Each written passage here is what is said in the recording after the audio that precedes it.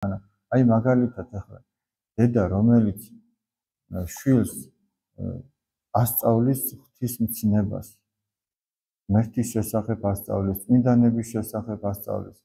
განა ეს 8 წელი არ არის. თუმცა ეს არ შეიძლება ვთქვათ, რომ ეს აი როგორი გაგებით საგმირო საქმე, რომ ეს მოვალეობაა ჩვენ. სხვანაირად არ შეიძლება.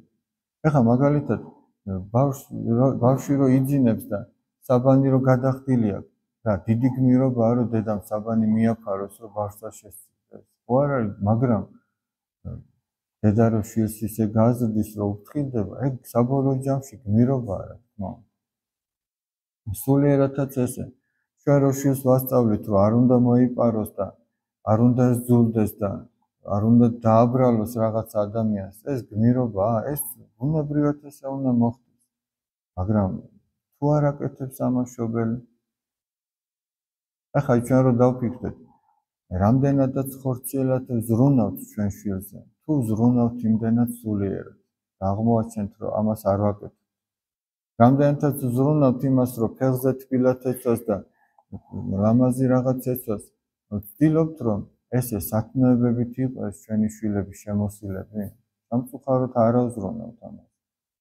აი რომ მაგალითად სიმდაბლის სათნოება ჰქონდეს, ვფიქრობთ ამაზე, მოთმინება ჰქონდეთ, მოკრძალება ჰქონდეთ, დაუშვათ აი მიმტევებლები იყვნენ, ვზრუნავთ ამაზე, კაცი იტყვის, კი, როგორ არ ავზრუნავთ, რაში ჩანს? ზრუნვა იცით რა არის? აი მაგალითად გვინდა რომ რაღაცა უყიდოთ ჩვენ შვილს ხორციელად.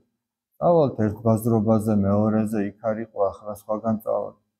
და თუ წაგვიკითხია, დაუშვათ მოთმინების შესახებ რაიმე წმინდა მამათა ნაწერები. ანუ თუ წავსულვართ, ესე რომ ვთქვათ, სულიერ ბაზრობაზე, რომელსაც უფასოდ გვაძლევენ და არ ჭირდება იმას. და წმინდა მამის ნაწერი რო ამოიკითხო, ფული უნდა გადაიხადო? ყველას აქვს ეს, ინტერნეტი ხო ყველას აქვს. წაიკითხე, რას წერენ მოთმინებაზე, რა პატერიკი არსებობს. აი, რასაც ჩვენ ვაკეთებთ აქ საკვირაო სკოლაში, მაგას სახში უნდა აკეთებდეს მშობელი. ჯერ ოჯახია სკოლა, ყველა მაგას დიდი სკოლა. ჩვენ რაც არ უნდა, ესე იგი, თავები გავიგიჟოთ, მაგას დიდი სკოლა არ არსებობს, ვერ გამოვიგონოთ. ჯერ ეგ არის სკოლა. ხოდა, მშობელი აკეთებს ამას, სამწუხაროდ არ აკეთებს. თითოეულ აკეთებს იმას, რომ ძილის წინ წმინდა წერილიდან წაუკითხოს ბავშვს რაღაცა წმინდათა ცხოვრებიდან. ეს ძალიან კარგია. ეს ძალიან კარგია ბავშვმა ჩაიძინოს წმინდანების შესახებ ფიქრში. წმინდა მამათა ცხოვრებიდან, წმინდა წერილიდან, ბიბლიიდან, აი ამ მეებზე ფიქრში ჩაიძინოს. საქართველოს ისტორიიდან მაგალითად რაღაცა წაუკითხო და ამაზე ჩაეძინოს, განუმარტო ეს რას ნიშნავს დაუშვათ.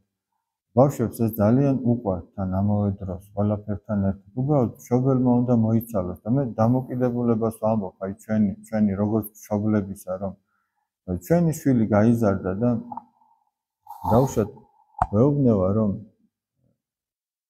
რატო არ აკეთებდი იმას, რატო არ მიკითხავდი? ის ფეხსაცმელი თუ ტანსაცმელი, რაც მომიტანა, ისინი გაწვდა და აღარ არის, აღარავის აღარ ახსოვს. გინდა ყოფილა ახლა და გინდა არა. ის დროებითი იყო. მაგრამ ის მარადიული, რაც უნდა დარჩენილიყო და გამომყოლოდა, იმას თუ აკეთებდი. შეიძლება ეს ბავშვმა, ან მოზარდმა, ან დიდმა არ გითხრას, მაგრამ შინაგანად შეიძლება სადღაც ეს განწყობა და განცდა გაუჩნდეს, კი, მაგრამ დედი, ეხლა რომ საყვედურობ, რომ ასე რატო აკეთებ და ისე რატო აკეთებ. როცა შეგეძლო, როცა მე მოსადრეკად ადვილი ვიყავი, მაშინ თუ აკეთებ. ეხლა კარგია საყვედურება. აი მაგალითისთვის ვიტყვი. მაგალითად სკოლაში დღეს წმინდა წერილი არ ისწავლება. არ ისწავლება. ეს უფრო დიდ მასშტაბებზე ვამბობ. სკოლაში არ ისწავლება, სახარება არ შეიძლება რომ შეიტანო. ციხეში შეიძლება. პატიმრები. სკოლაში თუ შევიტანდით სახარებას, ციხეში ნაკლებად საჭირო იქნებოდა მერე იმის შეტანა. ანუ ჩვენ არ მივაწოდეთ, მაშინ როცა ეს საჭირო იყო. ხოდა. მე უკვე იმატონო, მაგრამ მადლობა ღმერთს, რომ იქ მაინც შეიძლება საპატიმროში, მაგრამ იგივე რომ პატარაობიდან შეიძლებოდეს, მით უკეთესი იქნება. ანუ ეხლა ჩვენ მშობლებზე ვამბობ ისე, რომ რაღაცას დააშავეს, მერე მივალთ და ვეუბნებით, აი სახარებაში ესე წერია, ისე წერია. და სახარებაში 20 და 15 წლის წინაც ეგრე არ ეწერა. მაშინ რატო არ მეუბნეოდი, არ იტყვის? მაშინ გეტყვა, აი დავითი, 9 წლისა. 20 წლისა რო გახდება ადამიანი, მერე უნდა უთხრა, მერე იმდენად ძნელია შეიცვალოს ადამიანი. პატარაობისას უნდა უთხრა. ხოდა დღეს ყველაზე მეტად ესე იგი, აი რაც ჩვენ გჭირდება და მით უმეტეს ხედავთ რა მდგომარეობაში ვართ. უნდა გადადოს მშობელმა ბევრი რაღაცა და იმაზე იზრუნოს, რომ შვილს სულიერად რაღაცა აჭამოს და რაღაცა ჩააცას. სულიერად. ბავშვი რო ავათხდება, ხო გავიკითხავთ, რომელია კარგი ექიმი რო იქ მიიყვანო. და ბავშვი რო სულიერად ავათარი, რატო არ ცდილობს ადამიანი რომ მოიძიოს იმ წმინდა მამის ნაწერი, რომლისაცაც კარგად გაიგებს ის ბავშვი. აი რა გვიშლის ხეს?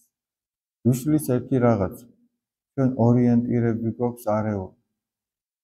ჩვენ გონია რომ აი თავარი არ შიოდეს და არ წყუროდეს. არა უშო, ზოგ შემთხვევაში რომ შიოდეს და რომ წყუროდეს, ეგეც მისთვის სულიერი სარგებელი. აბა სხვა რა არის იმაში? სიბრძნეს სიცრუისას. სხვა რა იყო მეფიშვილს როგორ ზრდიდა? კინაღამ მოკლეს კაცი მაგის გამო. მაგრამ საბოლოო ჯამში გამოჩნდა რომ თურმე ესე აღზრდა უკეთესი ყოფილა. რატო? იმიტომ რომ სხვა მშიერისა და მწყურვალის და მცივანის გასაჭირი იცოდეს რატო რას განიცდის ამ დროს. სხვას რო დაჟის იცოდეს თვითონაც როგორია ეგ სასჯელი. ჯერ თავის თავზე გამოსცადოს. მაგრამ ჩვენ გვინდა რომ აი როგორც იმაშია ნოდარ დუმბაძის ნაწარმოებში ესე ფერებით გვინდა რომ გავაფუჭოთ და მოვკლათ ესე. ზოგჯერ ჯობია რაღაც განსასწრებით შეემთხვას. რაღაცაზე უარი თქვას, რაღაცა პატარა სტრესიც მიიღოს. ამითიც ისწავლოს. რა, ჩვენ თუ არ მოუწყობთ ამას, ცხოვრება ჩვენაირად თავზე ხელს გადაუსვამს, არ გადაუსვამს. ჩვენ ხო ვიცით რომ არ გააკეთებს. ამიტომ აი ჯობია რომ თავიდანვე სულიერად გაკაჟებული გამოვიდეს ესე იგი. იქო პატოში გაზრდილი მამალი და ღობეში გამძვრალი ერთნაირები იქნება? არ იქნება ერთნაირები. სხვანაირი მოხერხებული იქნება ეს. ვერ იქნება ისეთი. ამიტომ აი ჩვენ ამაზე უნდა ვიფიქროთ ესე იგი. ჩვენი მშობლების, ჩვენი როგორც მშობლის მოვალეობა არის უპირველესად ის, რომ ჩვენ შვილებზე ვიზრუნოთ და ჩვენს წინაპართან და ჩვენს მომავალ თაობას შორის როგორც ხიდი ისე ვიყოთ, როგორც კარგი გამტარი ისე ვიყოთ. აი ეს არის ჩვენი მოვალეობა. ამაზე ფიქრობდა ჩვენი წინაპარიც და იმიტომ მოვიდა ეს რწმენა ჩვენამდე. რა მათ 8 წელი არ გასწიეს, როგორ არ გასწიეს? აი ჩვენ უნდა დავფიქრდეთ ესე იგი, რომ რა არის ჩვენთვის უპირველესი.